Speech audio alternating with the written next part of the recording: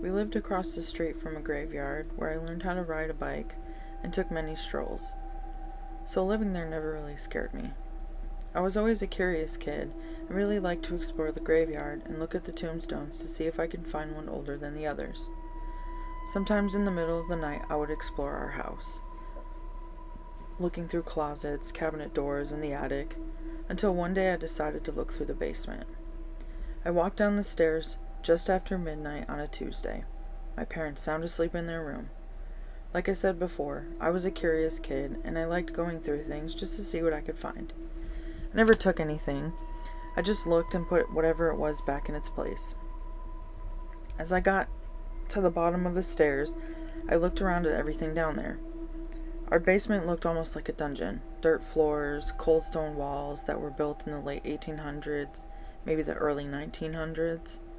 I'd never really gone down there for anything before because I knew what it looked like. It made me feel a little uneasy being down there, but I was determined to explore and see what I could find.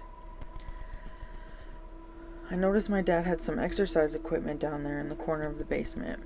On the other side, there were boxes that had who knows what inside of them. So naturally, that's where I went.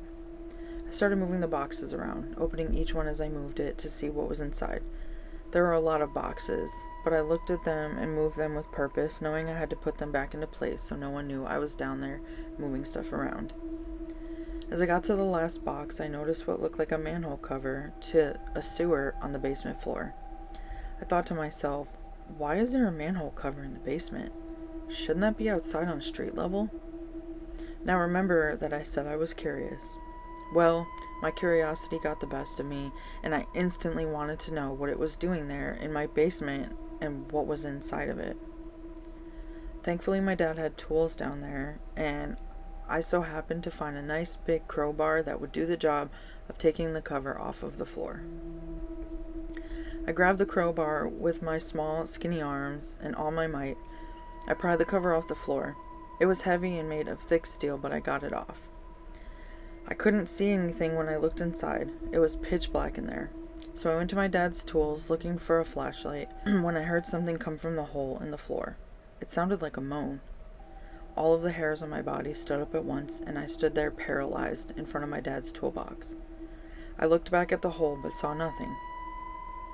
I grabbed the flashlight, walked over to the hole, turned the flashlight on, and shined it inside of the hole. There was a ladder that led to a dirt floor underneath my basement, and what looked like a tunnel that led in the direction of the graveyard. I was stunned at what I had found, and my curiosity grew more intense. I went back to my dad's toolbox to see if I could find a knife or something that would aid as a weapon just in case. Not once did I think, stay out of that damn hole. So down I went with the flashlight in one hand and a screwdriver in the other. The tunnel looked like it was miles long. Not even my dad's flashlight could illuminate the end of it. So I started walking. It was quiet. All I could hear was the sound of my heavy breathing and my footsteps. Nothing else.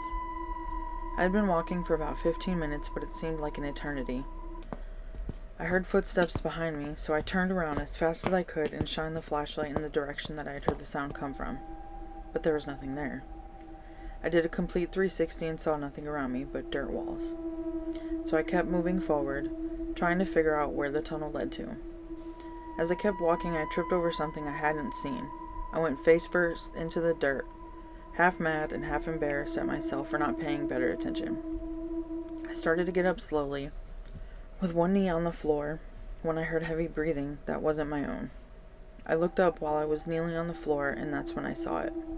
A humanoid-looking creature on all fours right in front of me. It looked like something straight out of your nightmares. Pale, hairless, almost wet-looking skin. It had a mouth, a very flat nose, and slits instead of holes, but no eyes. Yet I felt it was looking right at my soul. It had hands and feet, but its legs were bent backwards like a dog, and where your forearm would be, it looked like it had an extra joint. I held my breath for what seemed like forever, trying to think of my next move. Should I drive the screwdriver into its forehead, or should I make a run for it? I was running out of options fast because I had no idea what its intentions were or what it was going to do. I decided to run back to my basement as fast as my legs could take me. I got up and ran. I ran faster than I have ever run in my life without looking back. I could hear it running behind me, getting closer with each second. It also made that moaning sound I had heard earlier. Now at least I knew what it was that made that sound, and it terrified me even more. I ran and I cried at the same time. Who knows what that thing would have done to me if I slowed down even a little bit. I could see the light from the basement that came through the hole, exposing the ladder in the distance. It almost felt like the faster I ran, the further away the ladder was, but I made it. I got up the ladder as fast as I could, and as I got out of the hole and into the basement, my dad happened to be standing there waiting for me with the manhole cover in his hand. My dad was a pretty big guy, so it didn't surprise me when I saw him fling the cover over the hole, covering it as soon as I got up out of there. He grabbed me and pulled me up the stairs and into the kitchen. Then he went back downstairs and moved all the boxes back to their original place. When he came back up, I could tell by his facial expression that he was furious with me, but he didn't yell at me or anything. He just looked at me dead in the eyes and said, "Don't ever open that manhole cover again." I haven't been to the basement since that night, but every now and again I can still hear that moaning sound that's etched into my brain.